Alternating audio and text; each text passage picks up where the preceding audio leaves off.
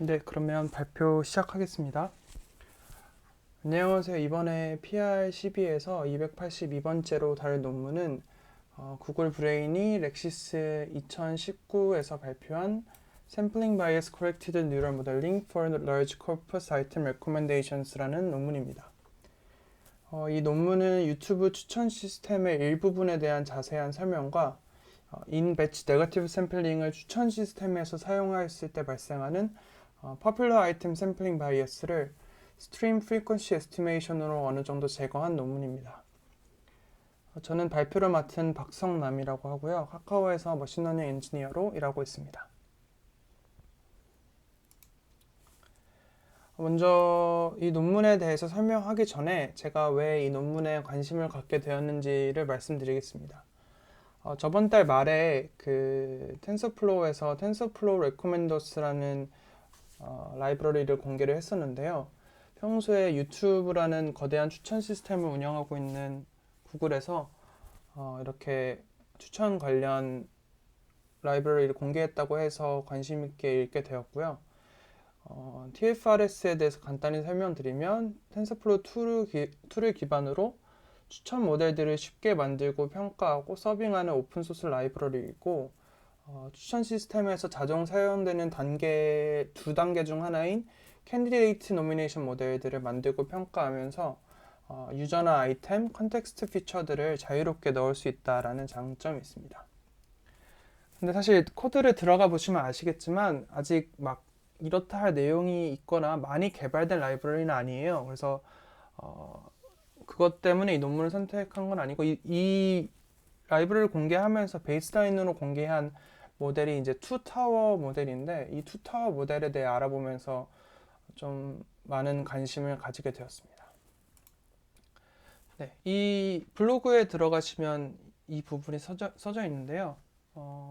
투타워 모델은 바로 이 구조인데요. 그냥 쉽게 얘기해서 이 왼쪽에 유저가 있고 오른쪽에 아이템이 있고 두 개의 타워를 통해서 유저 타워에서는 유저나 뭐 컨텍스트, 이벤트에 관련된 다양한 피처들을 넣고 아이템 단에서는 아이템에 관련된 다양한 피처들을 넣은 다음에 간단한 뉴럴 네트워크로 태운 다음에 마지막에서는 각각의 임베딩을 로우 디멘션으로 뽑은 다음에 덧 프로덕트로만 스코어를 계산하는 방식이에요. 그래서 이 방식이 재밌는 점은 그냥 인풋 피처는 되게 다양해서 제약이 따로 없고 제일 중요한 부분이 이제 마지막 부분이 이 덧 프로덕트로만 스코어를 계산하기 때문에 이 덧 프로덕트 계산하기 전까지 부분만 미리 계산을 해놓는다면 인퍼런스를 해놓는다면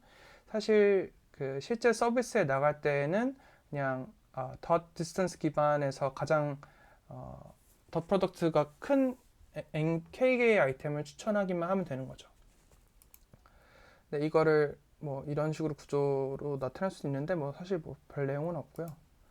그런데 이게 제가 평소에 딥러닝을 활용한 추천 시스템을 공부하면서 들었던 실용성에 대한 의문에 대한 좀 많은 해답이 되더라고요. 그래서 이 구조를 보면 볼수록 좀 매력적이고 좋은 구조라고 느낀 게 이 부분들이 제가 평소에 느꼈던 의문들이에요. 예를 들면 보통의 가장 실용적인 대부분의 모델들이 이제 인터랙션 베이스드 된 뭐 매트릭스 팩토라이제이션 모델이나 이러한 모델들인데 사실 유저나 아이템의 메타 정보도 되게 중요할 거고 덴스 피처나 스파스 피처를 어떻게 잘 모델링 할지 한꺼번에가 되게 고민도 많았었고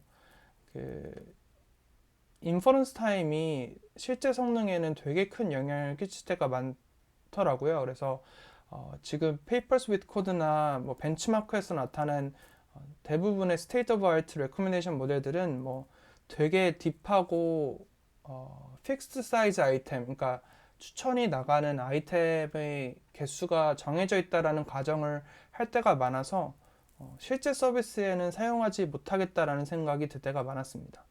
그리고 되게 어렵고 중요한 문제가 이 콜드 스타트 아이템, 새로 들어온 아이템이나 새로 들어온 유저에 대해서 어떻게 대응할 것인가라는 건데 그것도 대부분의 벤치마크 모델들은 고려하고 있지 않고요.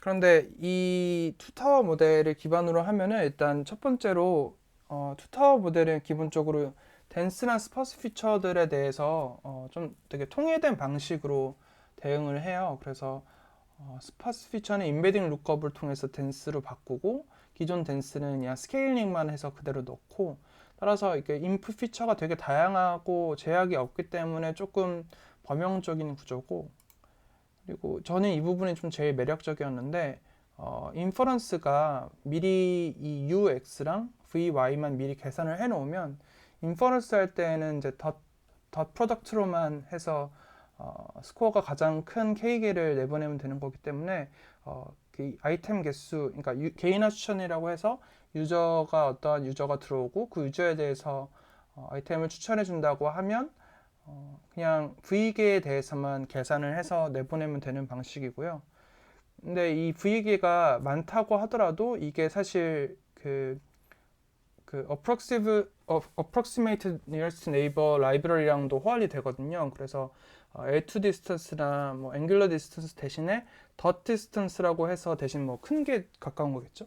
그런 식으로 해서 ANN 라이브러리도 병합이 잘 돼서 되게 딥하면서도 실용성이 정말 좋다라는 생각을 했었고, 이렇게 좀 컨텍스츄얼라이즈 된 유저 인베딩이나 아이템 인베딩을 뽑아 놓으면은 여기저기서 쓸 데가 많을 것 같더라고요. 그러니까 뭐 좀 이 구조로 학습시킨 모델을 다른 오브젝티브로 파인 튜닝을 한다거나 아니면 애초에 다양한 오브젝티브로 그 학습을 한다거나, 뭐 가장 간단하게 생각하면은 지금은 유저한테 아이템을 추천해 준다라는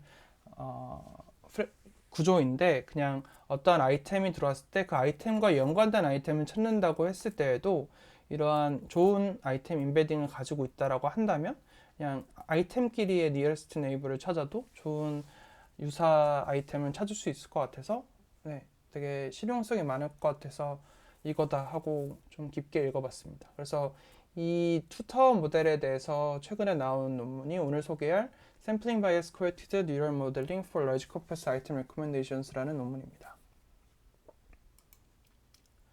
발표 순서는 유튜브 추천 시스템에서 제가 오늘 말씀드릴 투타워 모델이 어느 부분에 해당하는지 말씀드리고, 모델링 프레임워크랑 이 논문에서 제안한 이제 스트리밍 프리퀀시 에스티메이션이라는 거랑, 그리고 마지막으로 실제 유튜브 추천 시스템에 어떻게 사용되고 있는지에 대해서 설명드리도록 하겠습니다. 네, 이 부분은 2016년도에 나온 Deep Neural Networks for YouTube Recommendation인데요.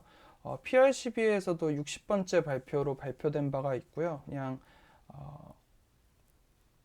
이 구조 자체는 유튜브뿐만 아니라 대부분의 회사에서 사용을 하고 있는 걸로 알고 있고, 간단히 설명드리면 아이템이 엄청나게 많은 상황, 여기는 2016년도에 밀리언스라 되어 있지만 최근에는 뭐 몇 빌리언이 된다고 알고 있고, 이 빌리언스를 어떠한 유저한테 추천해 준다고 했을 때 뭐 한 유저마다 모든 몇십억 개의 아이템을 계산할 수는 없으니까 그냥 단순히 시뮬러리티 기반으로 캔디데이트 제너레이션을 하고 거기서 수백 개를 추린 다음에 여기서 이제 좀 더 깊은 랭킹 모델로 추천해 나가는 구조이고요.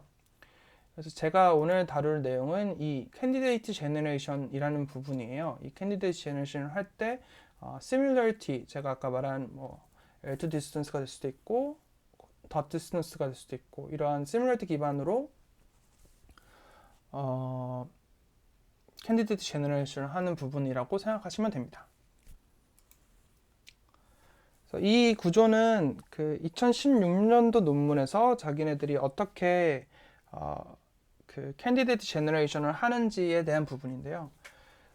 이 부분은 그 제가 오늘 소개드릴 논문이랑은 약간 다른 구조예요. 그냥 유저별로 어떠한 유저 벡터, 유저가 최근에 본 비디오 워치들의 비디오 벡터의 에버리지, 유저가 최근에 본 서치 쿼리들의 에버리지, 그리고 뭐 지오그래픽 인베딩, 나이, 성별 같은 거를 이제 이 부분은 이제 0에서 1 사이로 스케일링을 해줬다고 하고, 렐루를 간단히 태워서 소프트맥스를 하는데 애초에 그 익스트림 클래시피케이션이라고 몇 밀리언 개의 아웃풋 클래스를 가지는 그 클래스 프로버티를 계산을 하더라고요. 그래서 이때 사용하는 게 샘플 소프트맥스인데 하여튼 유저가 들어와서 이렇게 아웃풋이 익스트림 클래시피케이션이고 다만 이제 여기서 학습을 할 때는 이 부분을 학습을 하고 막상 찾을 때는 이제 유저 벡터랑 비디오 벡터를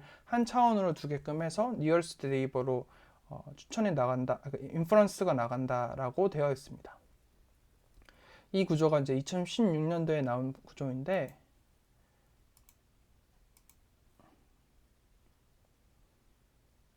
네, 이 부분에서도 이제 similar 할수록 더 디스턴스가 크니까 더 디스턴스는 작으니까 더 디스턴스가 작은 nearest neighbor를 하는 거고 이제 해싱 트릭이 그러니까 해싱이 무조건 들어가는 게 유저도 그렇고 아이템도 그렇고 무한히 증가할 수 있잖아요. 그런데 무한히 증가하는 걸 다 대응하면 안 되니까 어느 정도 큰 숫자의 해싱을 두고 예를 들어서 어떤 유저 스트링이 있으면 그 유저의 아이디를 스트링을 한 다음에 해싱을 해서 어떤 숫자로 만들고 그 숫자를 우리가 원하는 뭐 적당히 큰 숫자 뭐 10만이면 10만 뭐 100만이면 100만이라는 값으로 나눠줘서 그 나머지를 쓴다든지 이러한 해싱을 통해서 infinite number of 아이템이나 유저를 대응하곤 합니다.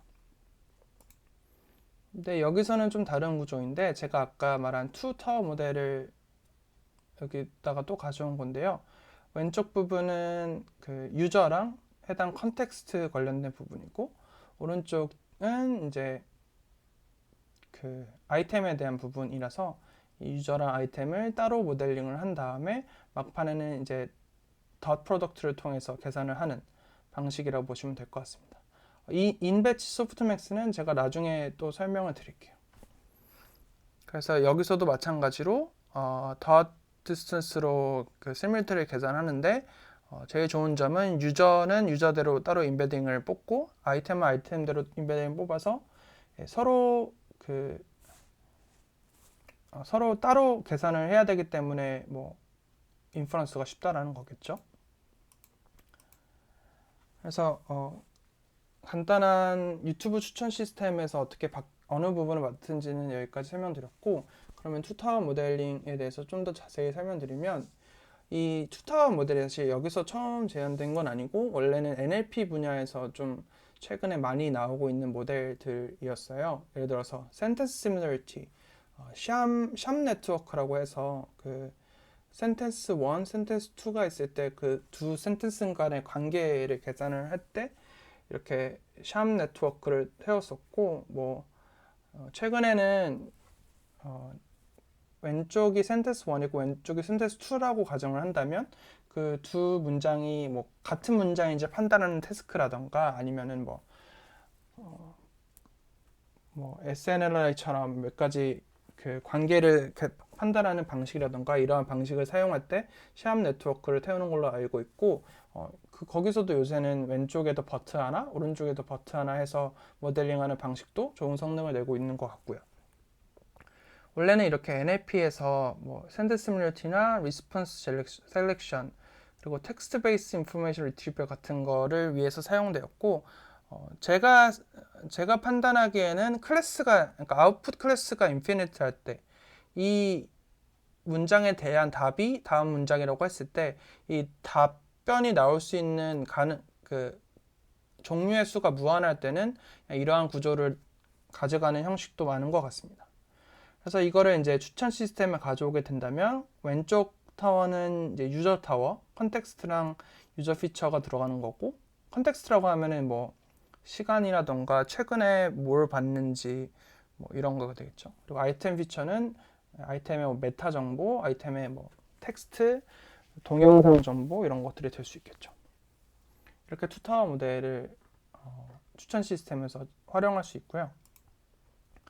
그래서 여기서 사용되는 게 이제 in batch negative인데요. 이거는 투타워 모델이라서 나온 건 아니고 여기서 그 얘네들이 학습 데이터를 만들 때 오로지 그 포지티브 레이블만 학습 데이터로 쓰더라고요. 그거를 왜 그렇게 했는지는 그 이 논문을 그 렉시스에서 발표할 때 발표 영상을 좀 봤었는데 거기서 저자가 말하기로는 포지티브 레이블을 쓰는 이유는 이제 클릭 개수가 그 임프레션 노출수보다 압도적으로 적기 때문에 사용하는 것 같기도 하고 실제 성능도 큰 차이가 나지는 않는다라고 해서 예를 들어 클릭이 그러니까 한 번에 10개가 노출이 되고 그 중에 유저가 클릭할 수 있는 건 딱 한 개잖아요. 근데 그 클릭할 확률이 뭐 0.1이라고 한다면 유저는 10번 노출됐을 때 총 10번이니까 10번에 10개씩이니까 100개가 노출됐을 때 클릭이 한 번 일어나는 거잖아요.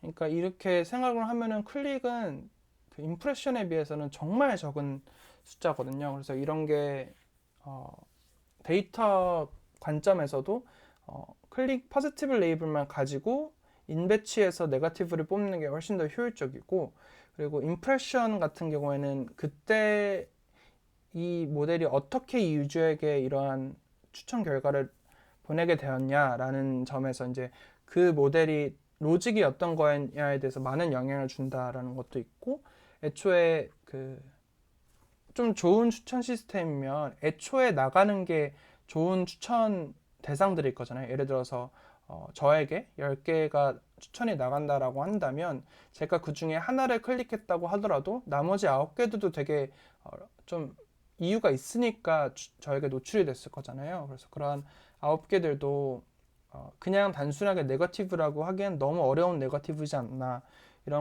이런 점들 때문에 이제 포지티브 레이블을 쓰지 않았나 이렇게 추측을 하고 있습니다.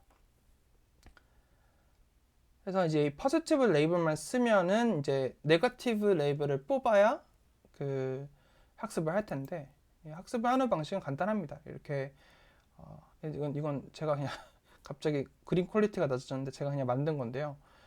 유저 1이 아이템 1을 클릭했다. 유저 2가 아이템 2를 클릭했다. 유저 3 이렇게 클릭했다라는 클릭 정보고요.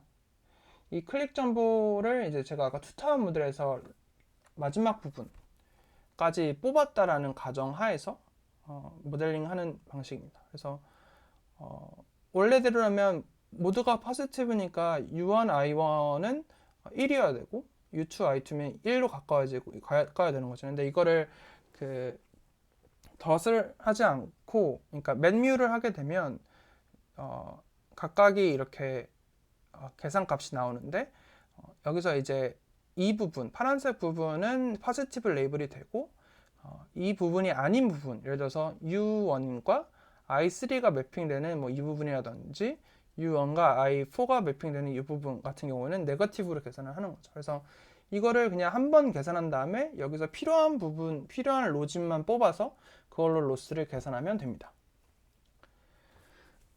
그래서 여기서 파란색 부분을 1로 계산을 하는 거고요. 빨간색 부분을 이제 0으로 계산을 해서 각각의 로짓을 바탕으로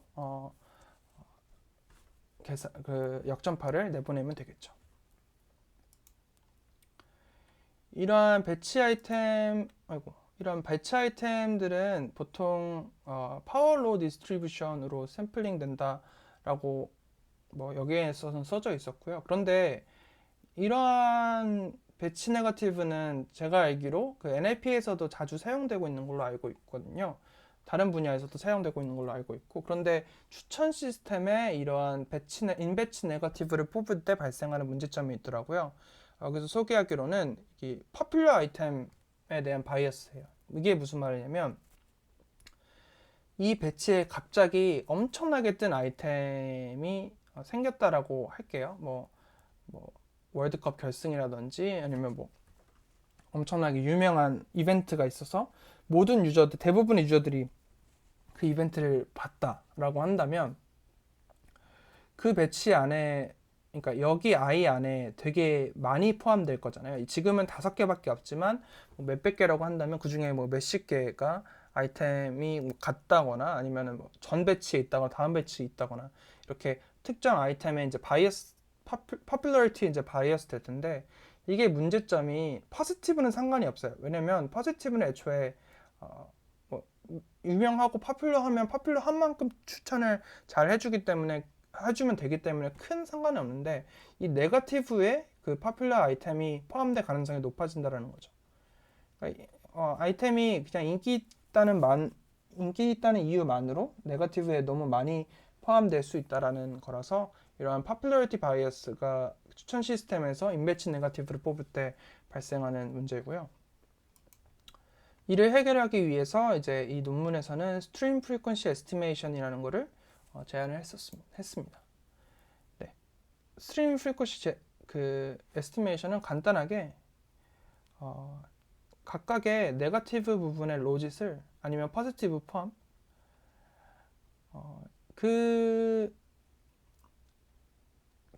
아이템이 그 배치에서 얼마나 등장할 수 있는지 샘플링 프로버티를 에스티메이션을 해서 그 값을 빼줘버려요. 근데 이게 샘플링 프로버티를 계산하는 게 좀 생각보다 어려운 게, 그 아이템별로 퍼퓰러리티가 시간에 따라서 매우 달라지거든요. 그래서 어제 엄청 떴던 아이템도 오늘 갑자기, 아니면 뭐 1시간 전에 갑자기 인기가 없어질 수도 있고 해서 이 퍼퓰러리티를 계산하기가 어려운데, 이 퍼퓰러리티를 어떻게든 계산을 해서 이거를 빼주겠다라는 게 이제 이 논문에서 제안한 스트림 프리퀀시 에스티메이션이라는 부분입니다. 네, 이거를 이제 더 자세히 설명을 드리면, 먼저 그 전체적인 트레이닝 알고리즘을 다시 한번 설명을 드리면, 저희가 원하고자 하는 거는 어떤 유저와 벡터의 좋은 인베딩을 뽑는 것이고, 그걸 위해서 이제 포지티브와 네거티브를 배치 안에서 뽑아서 그걸로 학습을 할 텐데, 이 xi, yi, ri가 이제 포지티브 페어고요. 그래서 ri는 그 포지티브도 다 같은 1이 아니라 어떻게 정하냐에 따라서 다른 값이 될 수도 있으니까 그냥 보상값이라고 보시면 되고, 그리고 이제 이 yi에 대해서 샘플링 프로버티를 pi를 계산을 한 다음에 그걸 바탕으로 이제 이걸 계산을 해서 그라디언트 업데이트를 한다고 보시면 됩니다. 그래서 이 스트림 프리퀀시 에스티메이션은 이 수식도 이해하면은 생각보다 되게 간단하더라고요. 이제 A, B라는 게 있는데, 이 H라는 거는 해싱이고요. 그래서 이거는 제가 아까 설명드렸다시피 인피니트 아이템 유저가 안 되니까 임의의 값으로 해싱한 거라서 이해하는 데는 크게 상관은 없는 함수고, 이 A라는 게 그 현재 배치 스텝이 몇이냐, 그러니까 현재 뭐 시간이 몇이냐라는 정도인 것 같아요. 그래서 A 시간이 몇이냐는 거고, 그러면은 이제 A, Y는 이 Y라는 레이블이 가장 최근에 나왔던 그 타임 스텝이라고 보시면 돼요. 예를 들어서 Y가 어떠한 아이템이 뭐가 있을까요? 어떤 아이템이라고 한다면 그 아이템이 가장 최근에 나왔던 스텝이라고 보시면 될 것 같고, 그 스텝을 현재 타임 스텝에서 빼면은 이게 이제 어느 정도 그 현재로부터 몇 스텝 전에 마지막으로 나왔냐라는 정보가 되겠죠. 이 스텝에다가 어떤 알파 값을 곱하고 기존 값에 대한 1-알파로 디케이를 시키고, 약간의 타임 디케이를 반영해서 이 아이템이 얼마나 배치 안에 많이 포함되어 있는지를 계산을 하는 겁니다.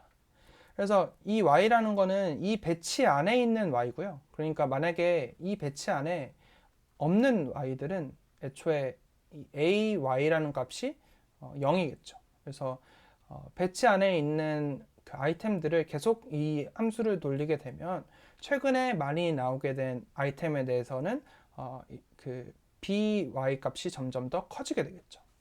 그래서 이거를 바탕으로 이제 현재 배치 안에서의 y의 샘플링 프로버비티를 계산하는 방식입니다. 되게 간단한 함수인데, 이걸 바탕으로 타임 디케이도 반영을 해주면서 샘플링 프로버비티도 계산을 해서 빼주었다라고 하더라고요. 그 다음에 이제 멀티 해싱인데요. 제가 아까 그 해싱하는 방식을 간단하게 스트링을 뭐 미네시 같은 거로 통해서 숫자를 바꾼 다음에 그 숫자를 특정한 큰 값으로 나눠주면은 무한한 유저를 특정 개수 안에 그 값으로 좀 매핑을 할 수 있다라고 했었잖아요. 그러면 당연히 의문이 들 만한 게 계속 그런 똑같은 방식을 유지하다 보면 되게 중요한 두 개의 아이템이 같은 해시 값으로 매핑될 수도 있는 거고, 이러한 오차들이 계속 발생하게 될 텐데 이거를 뭐 언제까지 감수할 거냐는 건데, 여기서는 그냥 간단하게 해싱 알고리즘을 여러 개를 썼더라고요. 그러니까 뭐 여러 개를 써서 그 여러 개를 통해서 똑같이 알고리즘 두 번째 거를 그대로 한 다음에 대신에 프로버빌티 계산할 때는 여러 가지 알고리즘들에 대해서 y가 나올 샘플링된 프로버빌티 중에서 맥스 값을 쓰는 방식이라고 보시면 될 것 같아요. 이거는 그냥 해싱의 그 릭을 어떻게 보정할 것이냐라는 부분인 것 같고, 이제 여기까지가 이 논문에서 제안된 방식입니다. 그래서 뭐 간단히 리캡을 하면 이 투타워 모델을 이 논문에서 처음 제안된 건 아니고 유튜브에서 쓰던 와중에 이 마지막에서 포지티브 레이블 가지고 인 배치 네거티브를 뽑아서 학습을 할 때에 그냥 네거티브를 뽑으면 포퓰러리티 바이어스가 생기니까 그거를 해결하기 위해서 샘플링 프로버빌티를 아이템별로 계산을 해서 그걸로 어느 정도 빼주는 역할을 해줬다라고 보시면 될 것 같습니다. 네, 그러면 이제 이거를 실제 추천 시스템에 넣을 때 어떻게 잘 활용했는지에 대한 좀 자세한 부분이었는데요. 인풋 피처 같은 경우에는 제가 아까 설명드렸던 only positive 레이블만 사용을 했고, 다만 이게 좀 재밌었어요. 그러니까 그 시청 시간이 있을 텐데 조금 시청한 거는 0이고 다 시청하면 1로 계산을 했더라고요. 그래서 보통 우리가 0은 시청을 안 했다라고 보는데 그냥 조금 시청하면 0, 그리고 다 시청하면 1, 아예 안 본 것들은 아예 학습을 안 하고 이런 방식으로 레이블을 만들었다라고 하고, 그리고 되게 스파스한 피처가 되게 많을 거잖아요. 예를 들어서 그 유튜브 영상 추천한다고 했을 때 영상의 비디오 아이디는 뭐 몇억 개가 있을 거고 몇십억 개가 있을 거고 채널 아이디도 뭐 몇백만 개가 있을 텐데, 그 비디오와 채널 아이디는 공통적으로 이러한 좀 스파스하거나 카테고리컬 피처들은 임베딩 레이어를 거쳐서 해싱도 쓰고, 그래서 픽스드 사이즈의 덴스 벡터로 다 매핑을 시켜주고, 이게 제가 에버리지가 뭐냐면 그 원핫이 아니라 그러니까 멀티 하실 수도 있어요. 예를 들어서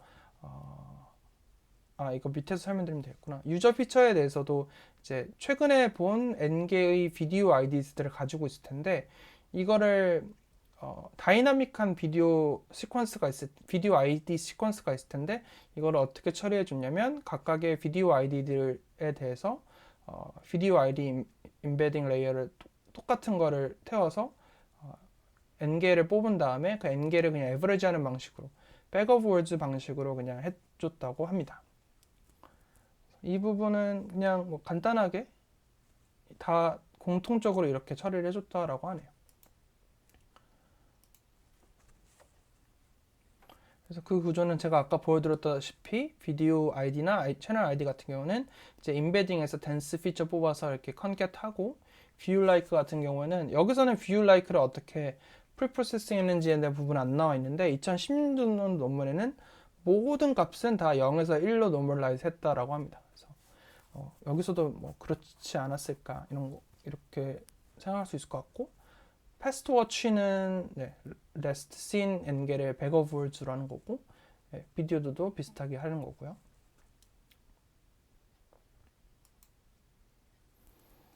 그 다음에 이제 시퀀셜 트레이닝이라고 한다면 이제 계속 트레이닝을 하는데, 이 트레이닝을 할 때에는 그 당연히 분산 처리 환경에서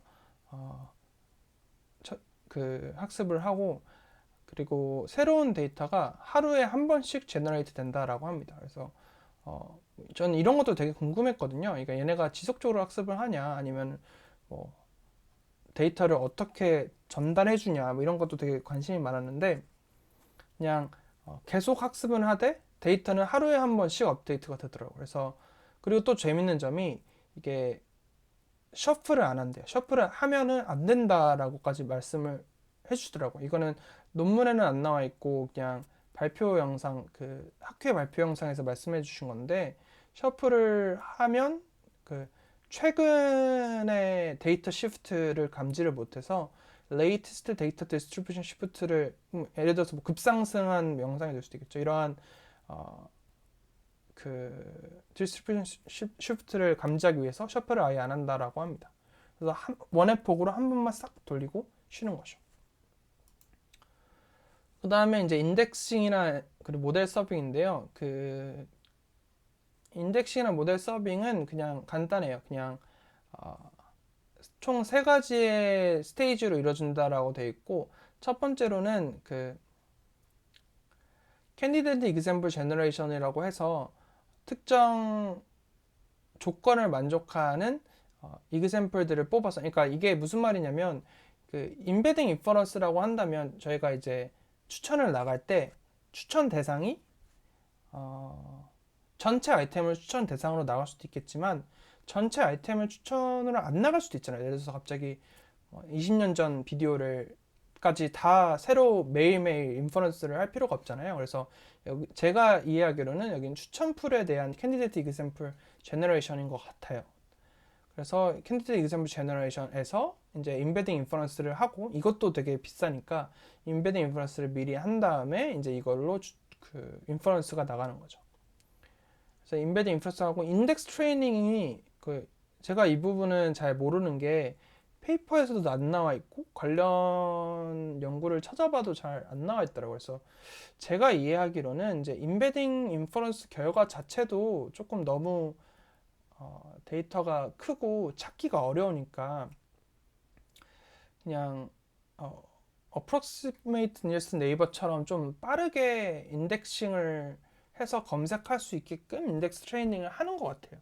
그러니까 제가 추측하기로는 이렇고, 논문에서는 그냥 이렇게 인덱스 트레이닝을 한다고 되어 있고, 이 논문의 목적이 아니므로 자세한 내용을 생략한다라고 되어 있더라고요. 그래서 이 부분은 제가 이쪽을 잘 몰라서 혹시 아시는 분 있으시면 설명해 주시면 좋을 것 같아요. 그래서 제가 이해하기로는 그냥 좀 빨리 찾기 위해서 인덱스 트레이닝을 하는 것 같았습니다.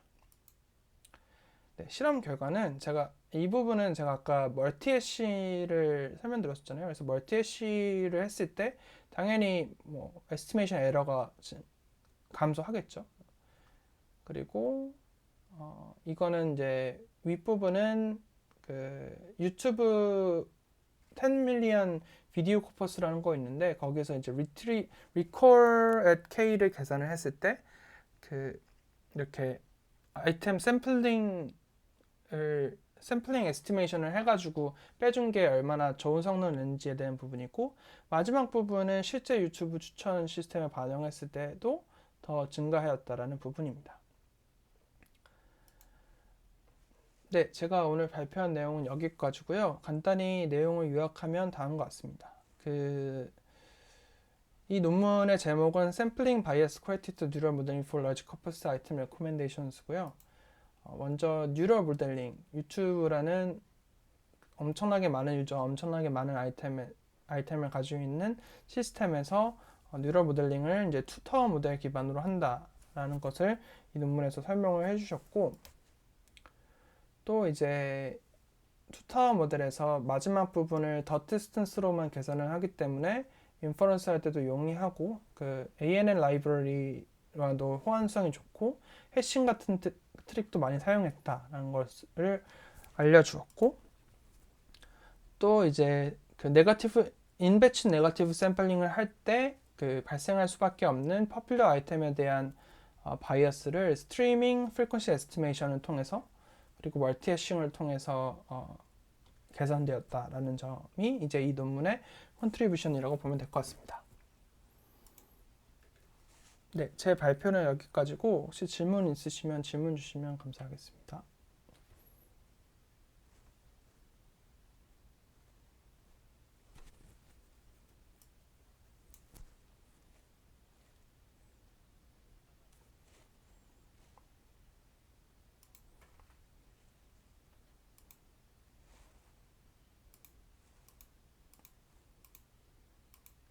혹시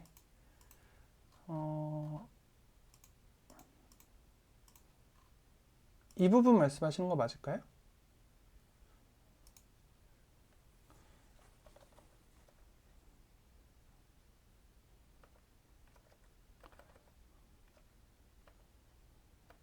네. 이거를 그 그러니까 이게 그 배치예요. 배치에서 각각이 이제 유저 리프레젠테이션, 유저 벡터라고 보시면 될 것 같고, 이게 이제 하나의 스칼라 값이 아니라 이것 또한 뭐 몇 디멘션, 128 디멘션, 64 디멘션의 어떤 벡터겠죠.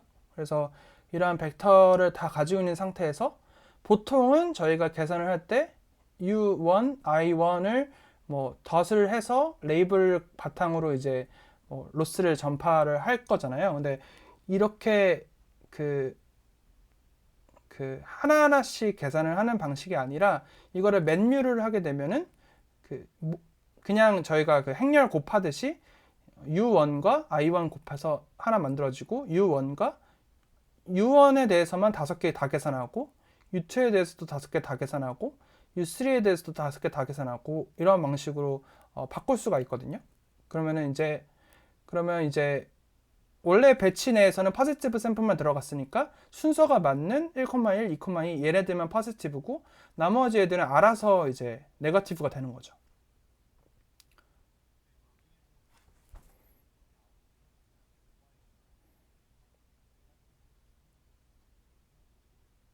네. 이것은 그냥 랜덤으로 인덱싱을 뽑는다고 보시면 될 것 같아요. 근데 이것도 사실 제가 NLP 쪽에서도 이 부분이 좀 재밌어서 봤었는데 이 부분도 되게 뭐 종류가 여러 가지가 있더라고요. 예를 들어서 값이 제일 큰 네거티브를 뽑으면 이제 제일 하드한 네거티브를 뽑는 거고 닷 값이 가장 큰 거, 그리고 뭐 세미 하드라고 닷 값이 얘보단 작되 뭐 몇 이상인 애들, 차이가 뭐 0.3 이상인 애들 뽑는 것도 있고 뭐 아니면 뭐 그 확률에 따라서 또 확률적으로 뽑는 방식도 있고 뭐 그러더라고요.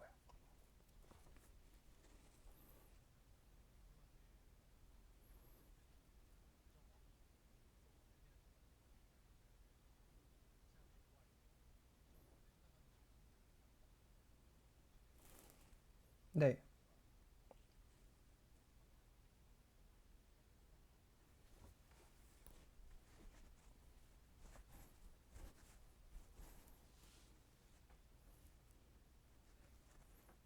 네, 네.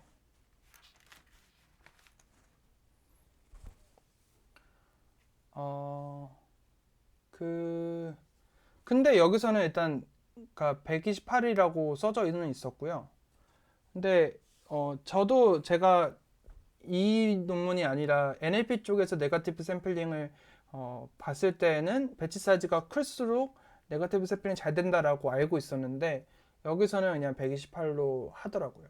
그래서 추천 시스템에서는 뭐 어떻게 영향을 끼치는지는 잘 모르겠습니다. 이거는 관련 실험은 없더라고요. 네,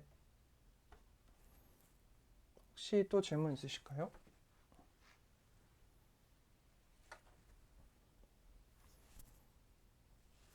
네, 질문 없으시면 여기서 마무리하도록 하겠습니다.